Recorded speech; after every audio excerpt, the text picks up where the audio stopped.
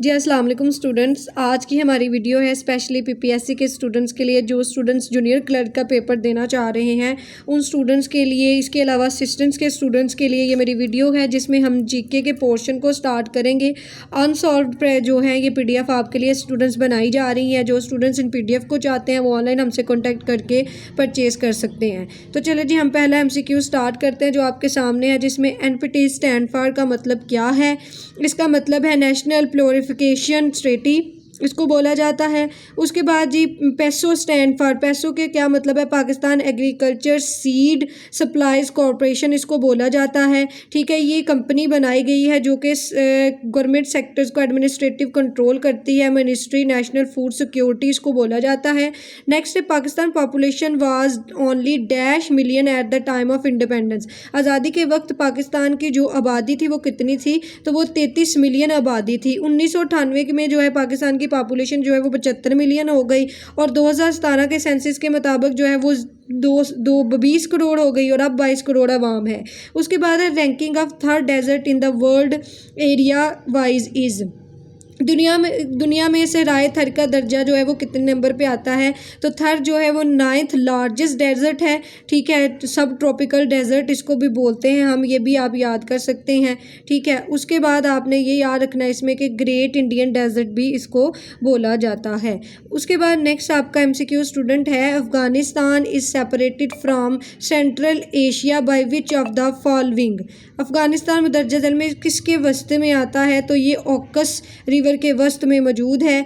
उसके बाद नेक्स्ट हम चलते हैं आपके एमसीक्यूज़ पे कि जी आपने यहाँ पे ना ऑकस रिवर लगाना है। Currency of Japan is, Japan की जो करेंसी है वो येन है। ये बहुत बार उसने एमसीक्यूज़ में पूछा हुआ है, तो आपने कैपिटल भी याद रख लें कि जापान का कैपिटल टोक्यो है। इसके बाद जी नेक्स्ट हम एमसीक्यूज़ पे चलते हैं। अच्छा जी, नेक्स्ट एमसीक्यूज़ है EBCDIC stand for extend binary code decimal interchange code इसको बोला जाता है, तो ये आपने याद कर लेना है। इसमें अलावा ये 8 bit binary code of numeric and alpha numeric character को कंप्यूटर में स्टोर रखने के लिए हम यूज़ करते हैं। उसके बाद WIPO is the abbreviation of, WIPO किसका एब्रीवेशन है ये आपने बताना है। वर्ल्ड इंटेलेक्चुअल प्रॉपर्टी ऑर्गेनाइजेशन का ये एब्रीवेशन है, तो आपने ये याद कर लेना है। ये कब बनाई गई, ये 14 जुलाई 1967 को जिनेवा में बनाई गई है। इसका हेडक्वार्टर जिनेवा में है जो कि स्विट्ज़रलैंड में आता है। उसके बाद bath is the currency of which country, bath किसकी करेंसी है, तो ये थाईलैंड की करेंसी है। ठीक है, आपने याद रखना है। बाथ जो है वो कैपिटल जो है बैंकॉक है इसका, थाईलैंड का। थाई बाथ जो है यहाँ की करेंसी है। Gobi desert is located in, ये चाइना मंगोलिया में आता है। ठीक है, इसका जो आपने याद रखना है रकबा है वो 1.295 मिलियन किलोमीटर स्क्वायर है। लेंथ आपने याद रखनी है 1500 किलोमीटर है, और रीजन इसका इनर मंगोलिया से जो है वो खिता ये आता है।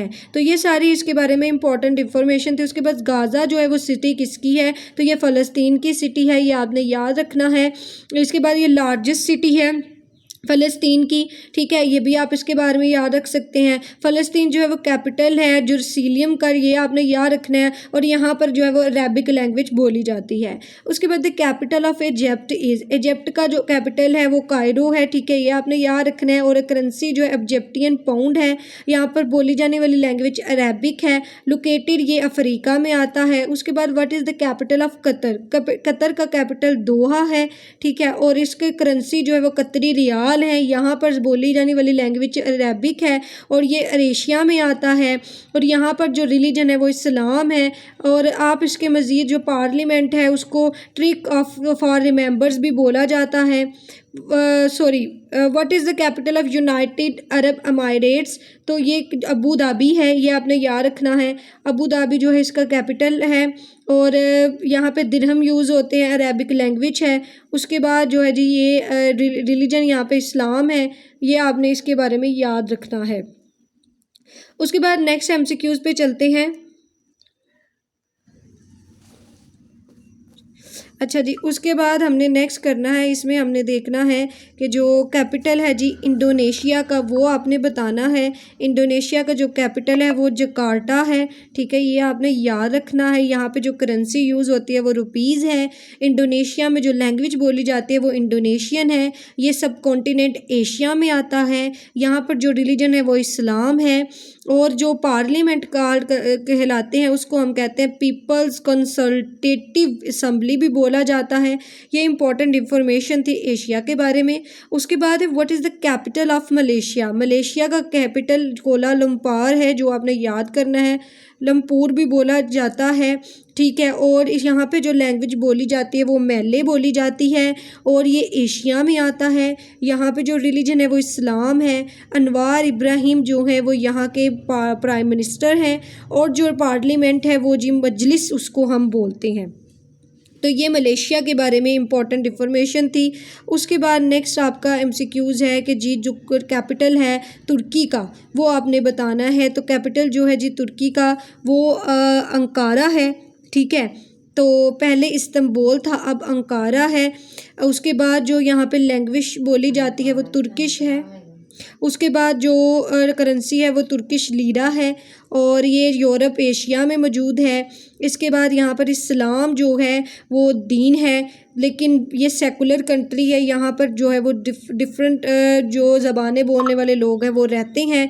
पार्लियामेंट यहाँ की ग्रैंड नेशनल असम्बली बोला जाता है। तो ये कुछ इंफॉर्मेशन थी जो कि आपने तुर्की के बारे में याद करनी थी, तो ये मैंने आपके साथ शेयर की हैं। अब हम नेक्स्ट एमसीक्यूज़ पे चलते हैं। अच्छा जी, उसके बाद आपने ईरान का जो कैपिटल है वो बताना है। तेहरान जो है इसका कैपिटल है, ये आपने लिखना है। उसके बाद नेक्स्ट हम एमसीक्यूज़ पे चलते हैं जिसमें आपने बताना है कि what is the capital of United state of America. तो वाशिंगटन डीसी जो है वो यूनाइटेड स्टेट ऑफ अमेरिका का कैपिटल है और यहाँ की करेंसी यूनाइटेड स्टेट डॉलर है। यहाँ पे जो ऑफिशियल लैंग्वेज बोली जाती है वो स्पेनिश है। United state of America located in continent north America में आता है। यहाँ का जो रिलीजन है वो क्रिश्चियनिटी है, ठीक है। उसके बाद इस वक्त जो डोनाल्ड ट्रंप हैं वो आपके यूएसए के प्रेसिडेंट हैं। ये आपने इसके बारे में इंफॉर्मेशन याद करनी है। उसके बाद हम नेक्स्ट एमसीक्यूज़ पे चलते हैं। ये तो आपको क्लियर हो गया ना, ये आपने बच्चों हर एक कंट्री का कैपिटल, उसकी करेंसी, उसके जो पार्लियामेंट है उसको क्या कहते हैं, उसके अलावा वहाँ पे रिलीजन कौन सा है, ये सारी चीज़ें याद करनी हैं। उसके बाद नेक्स्ट आपका एमसीक्यूज़ आ जाता है what was the old name of Ethiopia. Ethiopia का जो पुराना नाम है वो अब्बासियन था उनका नाम, ठीक है। और ये लैंड लॉक कंट्री है। लैंड लॉक ऐसी कंट्री को हम बोलते हैं जिसके जो है वो क्या है कि इर्द गिर्द जो है वो खुश्की ही होती है। साले समुंदर के लिए उसको दूसरी कंट्रीज़ पर जो है वो इन्हिसार करना पड़ता है। उसके बाद नेक्स्ट आपसे एमसीक्यूज़ है what is the capital of the country Angola. Angola का जो कैपिटल है वो क्या है, तो वो आपने यहाँ पे बताना है। ल्यूनार्डा जो है वो इसका कैपिटल है और यहाँ पे जो है ये अफ्रीका में आता है। और यहाँ पर जो लैंग्वेज बोली जाती है वो कौन सी बोली जाती है, क्रिश्चियनिटी यहाँ की जो लैंग्वेज है, ठीक है, ये आपने बताना है। उसके बाद नेक्स्ट हम चलते हैं एमसीक्यूज़ पे। ये आपने बताना है कि डाइट जो है वो किसकी पार्लियामेंट है, यूके की, यूएसए की, नॉर्वे की, जापान की। तो ये आपके लिए मैंने एक एमसीक्यूज़ रखा है जिसका जवाब आप मुझे लिखकर सेंड करेंगे।